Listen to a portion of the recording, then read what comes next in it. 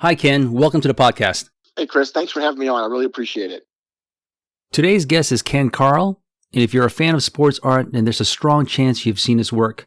Ken brilliantly uses mixed media to create his sensational art where his vibrant colors combined with attention to detail produces his jaw-dropping sports art. His clients include Terrell Owens, Beckett Media, Topps Trading Cards, and many others. And before we start, Ken, where can people see your work and connect with you? I got a few places, Chris. They can go to my website, kenkarlsportsart.com, and I'm 2 Ks. My last name starts with a K, Karl. I can be found on Twitter at Ken Karl Art, again with K, all Ks. And then Instagram is Ken_Karl_sports_art. If I had to do that one over again, I would. But those are the places you can find me. Fantastic. And listeners, please connect with Ken, and I appreciate if you hit the subscribe and like button for our show. Ken, before we get into your art, maybe you can tell us a little bit of who Ken was growing up and how you found your passion for art and specifically for maybe sports art. Sure. I grew up, loved sports. I grew up in the Midwest, still live in the Midwest. Love sports and realized pretty early on I wasn't going to be a professional athlete. So I started drawing them. And like many kids, I collected baseball cards when I was younger. And I ran across Beckett magazine to check out, how my cards were and how they rated. And I used to see this brilliant, beautiful sports art in the back of that magazine. That and Dick Perez's art on the Diamond Kings cards. And I wanted to draw art like that. I wanted to combine my passion of sports and drawing into one item. And I dreamed of someday, drawing sports art like that. I wanted to mention that even in the world of sports art, obviously there are like so many ways to express yourself visually, like meaning your art style. For instance, Greg Kreindler is a masterful in painting the details in historic and accurate manner. Your style, for me, is like the difference between modern sports cards versus retro. For those who collect sports cards, that's a reference you might understand. Your art has movement, splashes of vivid color, yet keeping the details and the expression of the athlete. How did you land on this particular style, Ken?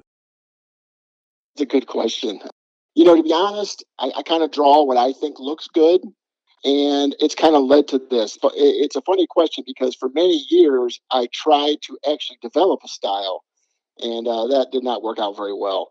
I tried to force it. And for those people that do art, the best thing is just kind of be yourself. And I've tried different medium, I've tried different techniques. And as I go, I try to get better with each and every piece I do. And I like bright colors, I like action. And as I've gone on, my artwork continues to get more and more color. I don't do it purposefully. When I'm looking at the images and when I'm trying to put it together, I just see more color and I like to add more color. It really happens naturally. I don't really try to have it that way. I am a comic book collector, so I love comic book art. And I think if you look at my stuff, I think you can see some comic book type color and style into my artwork, but it's not on purpose. It's just, that's what I like. That's what I gravitate to. What I also notice is that no matter how much exciting visual elements you draw surrounding the athlete, again, these are the splashes of color, it really starts with capturing the athletes themselves correctly. And I was looking at your Allen Iverson. You captured him so accurately with all his swag. How important is it for you to make sure you've captured the athlete's essence and facial expressions accurately before really thinking about the overall composition? To be honest, Chris, that is everything to me. So I'm glad that you appreciate that or notice it. Anytime I draw a particular athlete, I try to draw what I feel is the essence of that player, how I see them, and I like to think how others see them. In essence, their soul.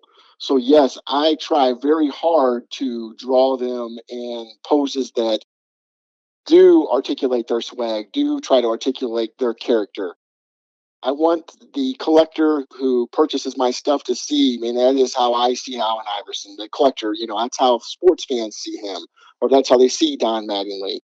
It's everything to me to collect their essence of who I think the athlete is and who they are to sports fans. Let me follow up with that because I'm thinking to myself, do you ever draw anything outside of the actual reference photo? Meaning, do you add anything in there that you might say, well, if I add this that's not actually on the photo, it will actually enhance the essence of that athlete? Do you ever do that? Oh yes, for sure. Like I'll add eye black or sunglasses or facial stubble. Or if a guy chews tobacco, I'll add that. I'll add a wad of chew in his mouth. Allen Iverson, I'll add some extra color.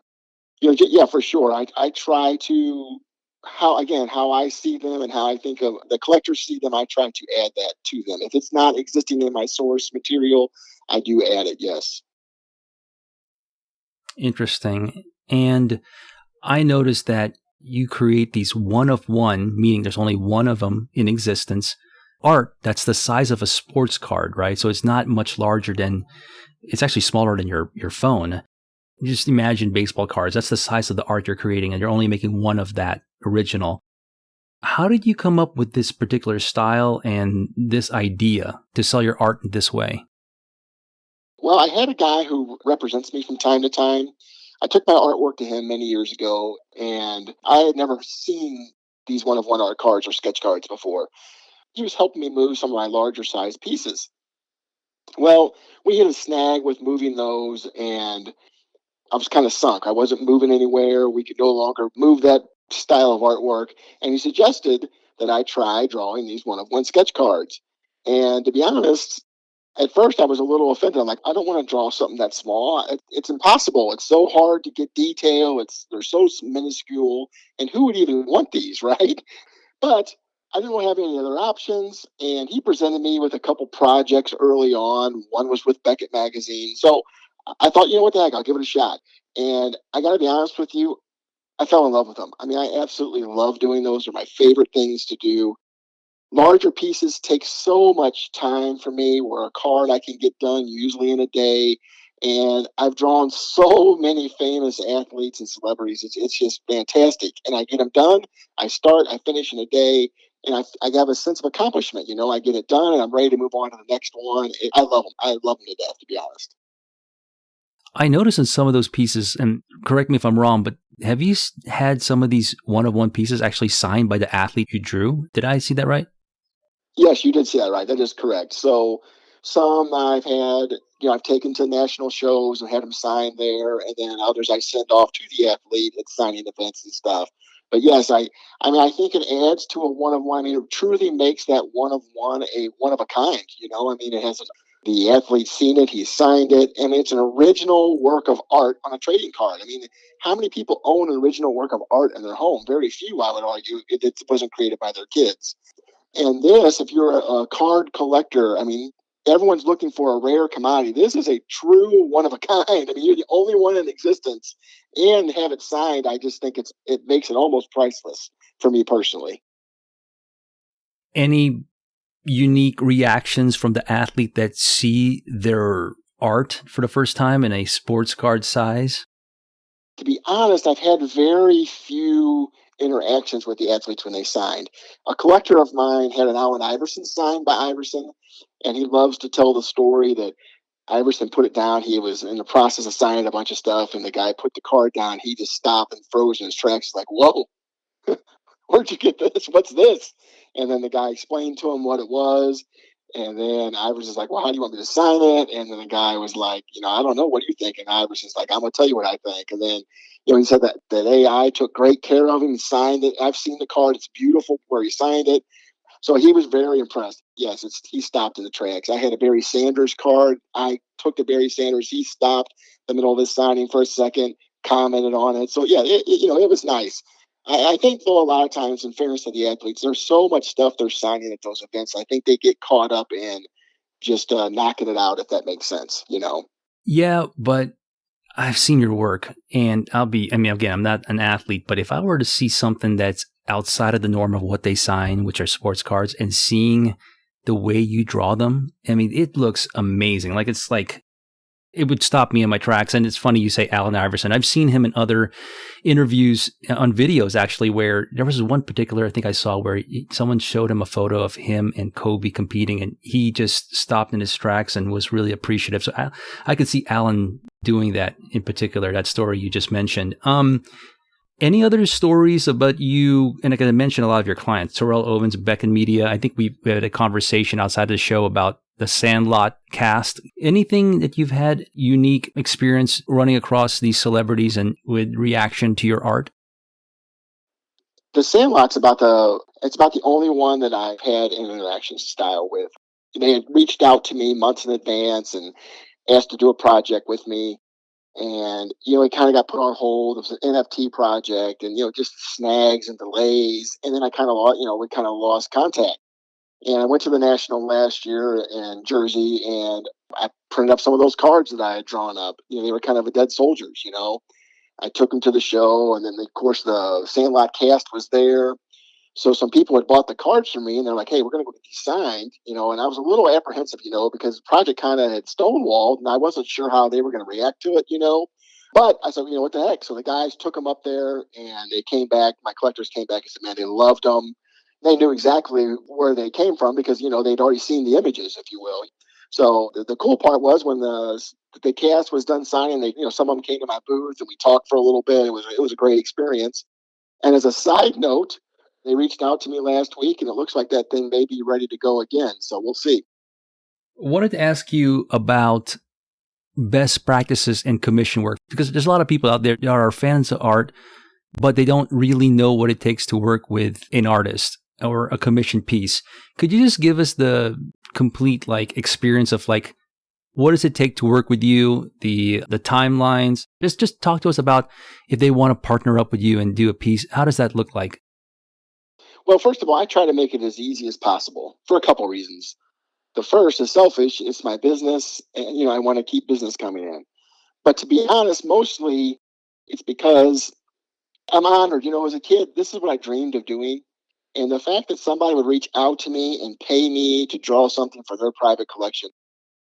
I've been doing this full time for 5 years. Maybe I'm still new to it all enough that I still get a kick out of someone reaching out to me and having that done. I always tell this to the people I deal with. I want them to love the stuff that I create for them. I don't want them ever to feel like it was a bad purchase. I don't want them to ever feel like any part of it was a problem or frustrating for them, because I want them to love the whole experience. I want them, when they look at that card for the rest of their life, to think nothing but good thoughts. You know what I mean? Mm-hmm. Trying to make it simple as possible. You reach out to me.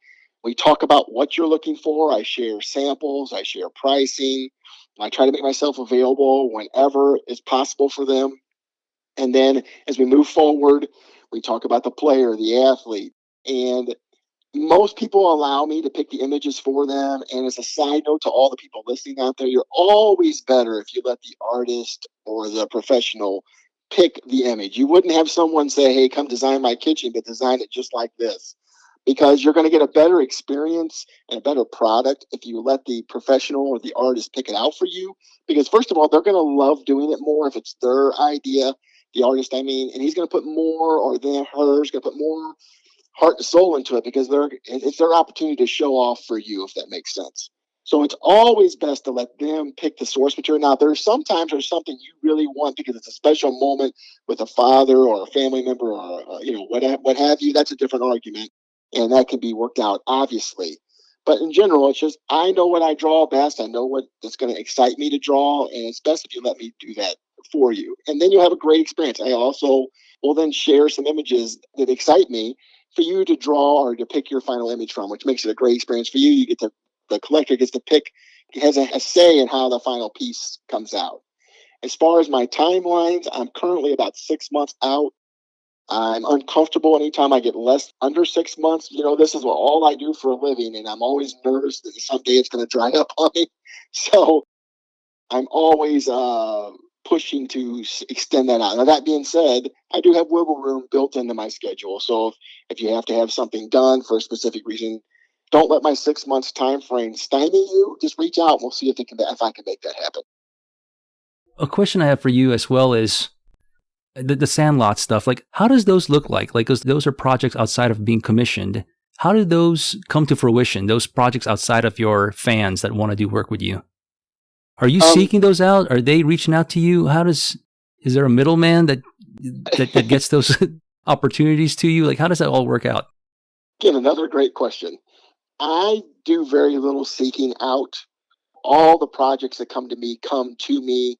People find me, reach out to me. I do post on boards and social media from time to time to, if you will, kind of advertise what I do, display what I do. So in essence, some ways that's me targeting collectors.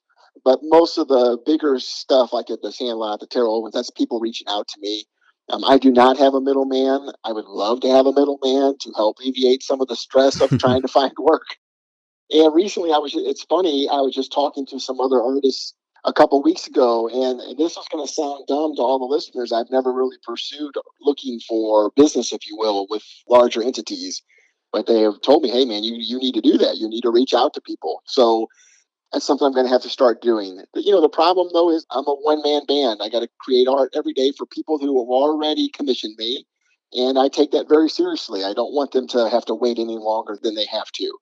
That's always first on my list, doing the artwork for the people who have already inquired or commissioned. Then it's hard, you got to market, you got to mail, you've got to do paperwork. I'm a business, I got to do the financial part of it. There's a lot to do, and to add sending out cold call emails is another daunting thing, I feel like, to add to my already busy plate.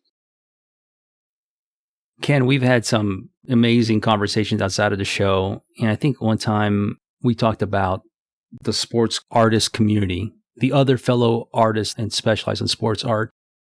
Could you tell us a little bit about that community? Because you can shed light a little bit on it. I didn't realize that there is people reaching out to each other and learning best practices. And it just feels like that you guys champion each other and really celebrate each other's talents and success.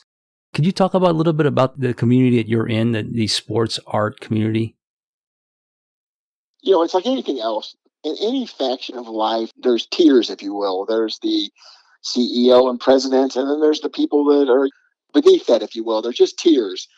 I've come to realize no matter what tier level that I converse with in the sports art community, everyone is trying to help the other guy. And it's really refreshing, and it reminds you of how good humanity can be.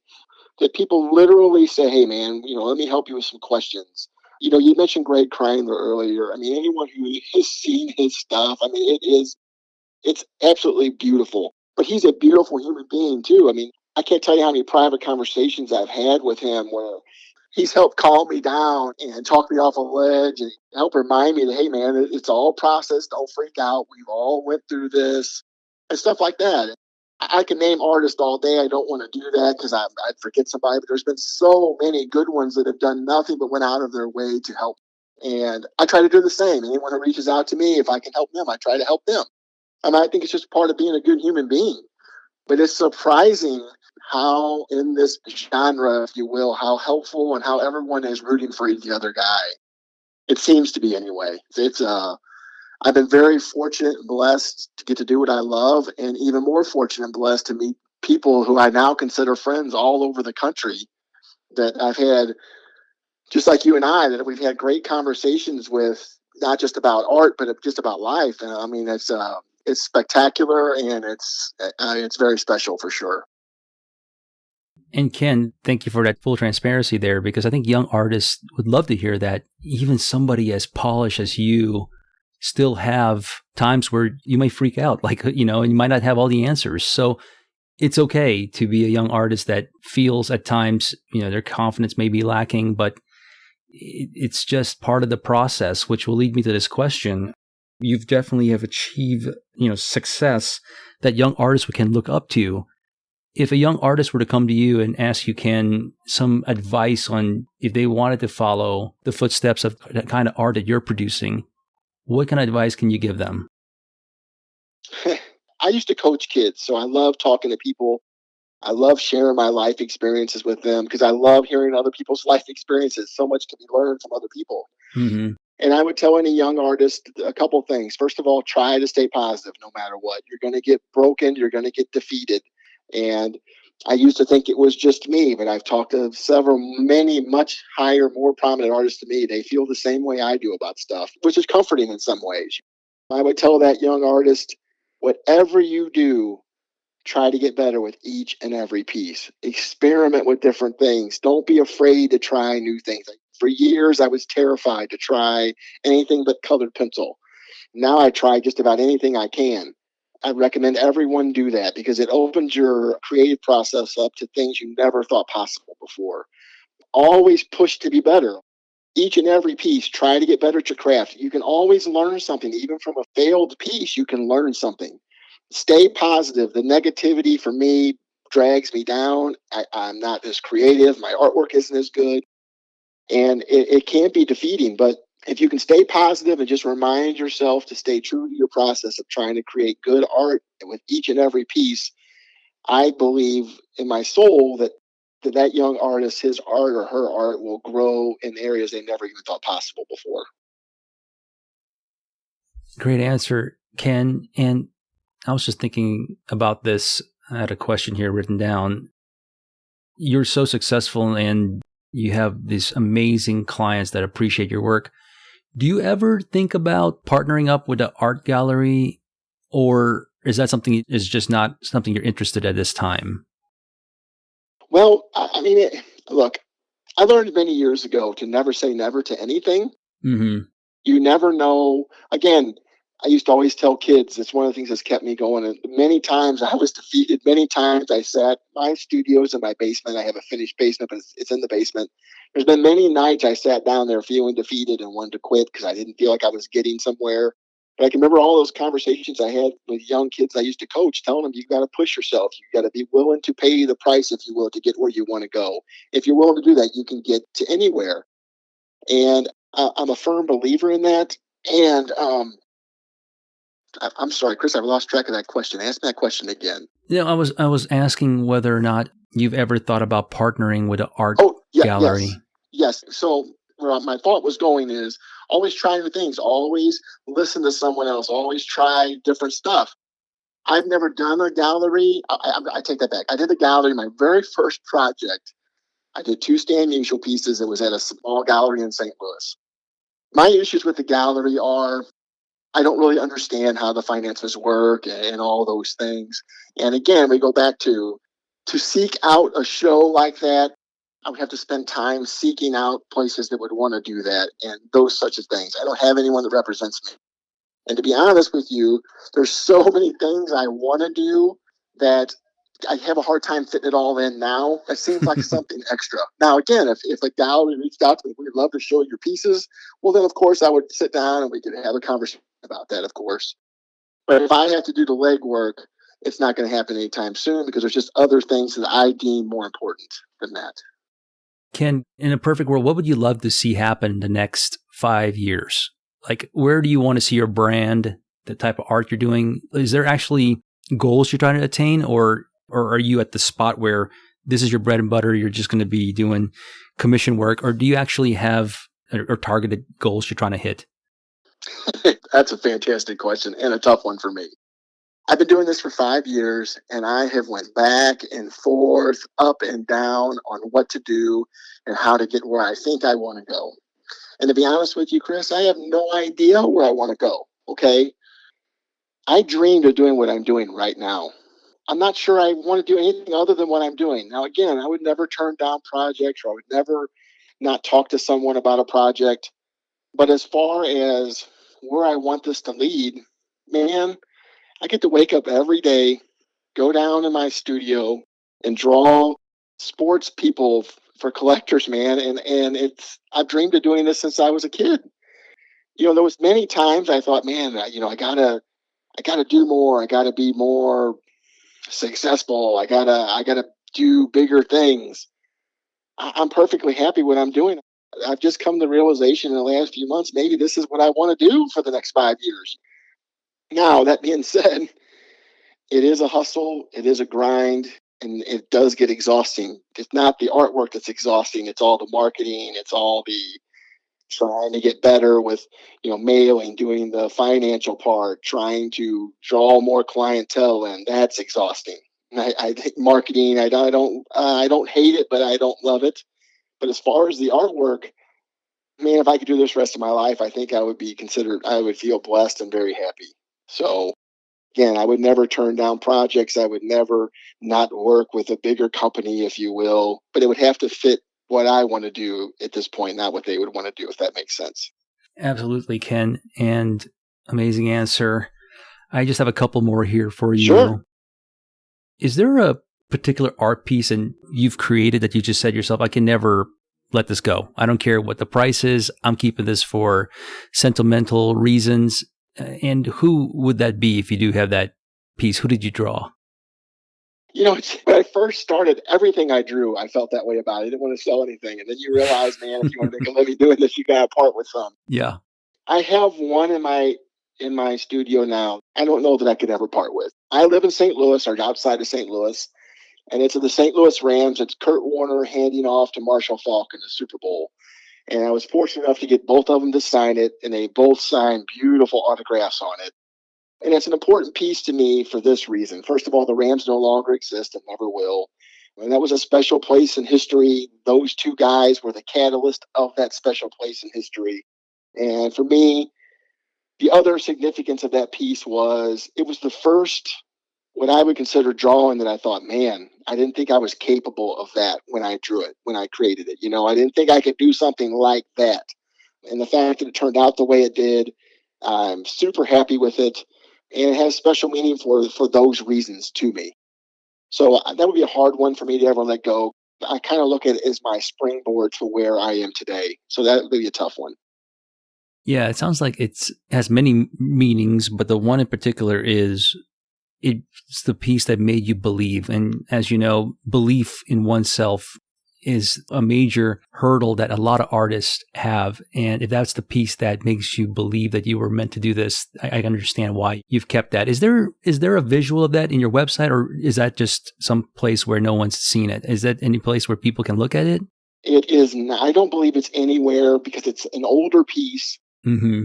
And the drawing itself was good, but the autographs on it take it to another level for me.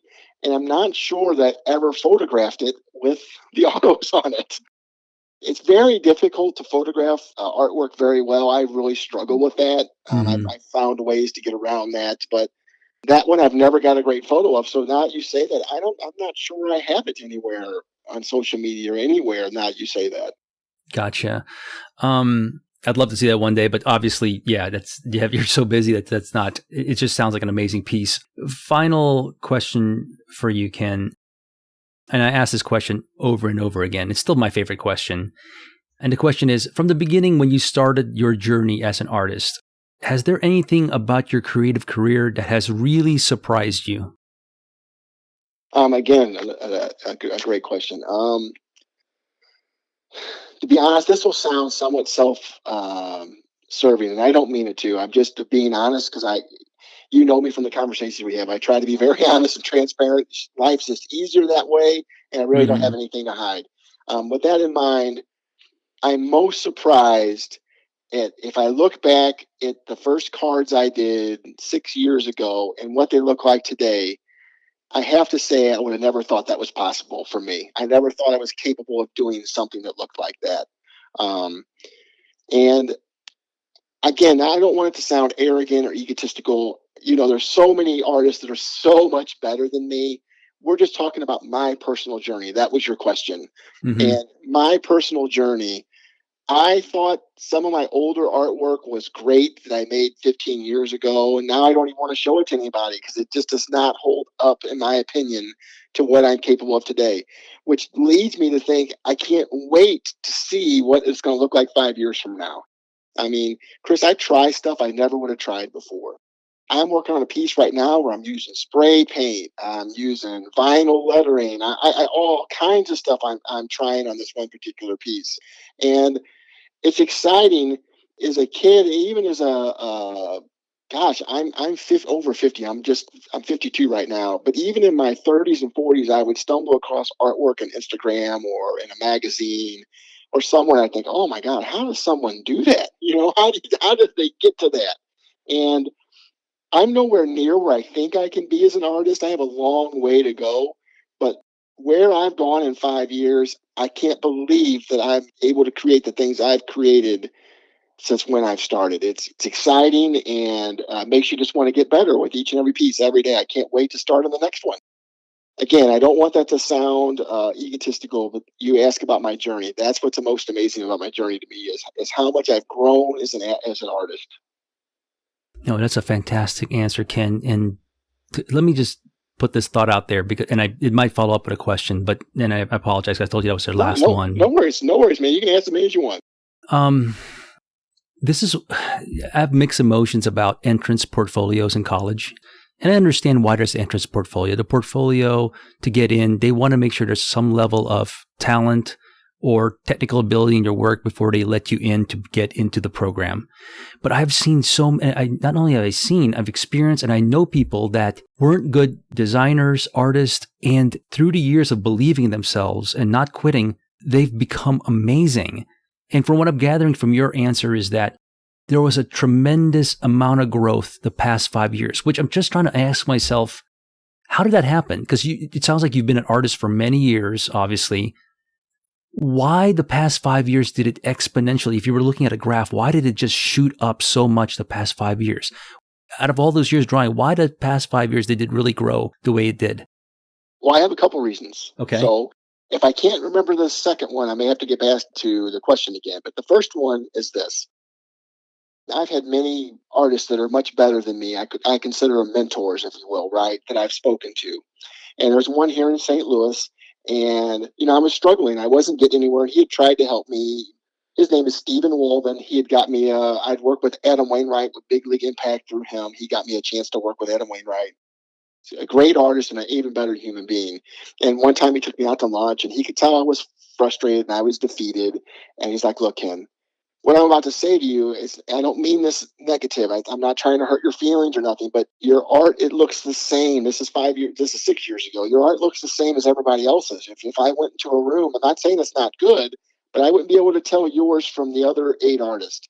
And that may sound hurtful as I'm telling this story, but I guess I was in the right frame of mind to hear that. To be honest with you, I didn't even disagree with him. I knew that was true in my soul. I just knew he was right, And he's like, hey, man, again, I think you do great work. That's why I'm trying to help you out. I think you have talent. That's not your issue. I was just trying something different. Try different. Because this time, all I did was draw with color pencil because that's what I knew. That's what I was comfortable with. And that's what I felt I had skill with. And I didn't want to try anything else because I was afraid to fail. So I went home and I licked my wounds. After 24 hours of feeling sorry for myself, I thought, you know what? What do I have to lose? I'm not getting anywhere. Let's try something different. So I noticed other artists that were drawing sketch cards use Copic markers. So I went out and bought a few of those and I started using them and I loved them. I fell in love with them immediately. And then the more I used them, the more I liked them. And then the more different colors I bought and the more I tried different things. And then I started using watercolor with them and I started using acrylic paint with them. And I just kept trying more and more stuff. And I love problem solving. I can sit downstairs. How do I make this effect? How can I create this effect I'm looking for in my head? And I think, well, I can use a marker, or I can use color pencil, or I can use paint, or I can throw paint at it. I can use watercolor. The point I'm saying is my art's grown exponentially in 5 years. For one reason of that is because I am no longer afraid to try new things. So like you've seen some of my cards, like there'll be an athlete wearing sunglasses, right? Mm-hmm. You know how small they are, but it's very difficult, first of all, to even draw the faces on some of these cards because they're so small. But then to draw like the reflection of a stadium or of the dugout, the athlete's looking at them and there's a reflection of the players in the sunglasses. I wouldn't have even tried that 7 years ago. I would have thought, I don't have the skill to do that. I'm not even going to try it because there's no way I can make that look right, right? But now I try it and I love it. I'm able to draw reflections in sunglasses. I'm able to do those things. And it's just because I've tried. And before I would have been too scared to try. I wouldn't have done it. I wouldn't have had the knowledge to try other tools. I would have just been, I can't create, I'm limited to my 62 colors that I have with color pencil. I don't know how to get that color.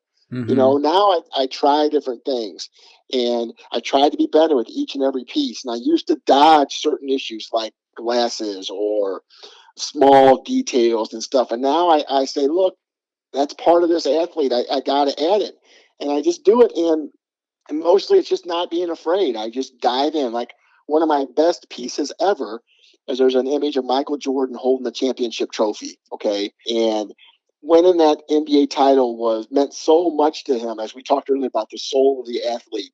And you can just see his exhaustion and relief and utter love that he won this trophy.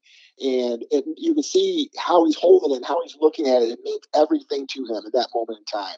But to make that trophy look right and to make it look like a trophy, I had to draw the reflection of the people around him that you can't see look at him if they're not in the frame I'm drawing, but they're in the reflection of the trophy.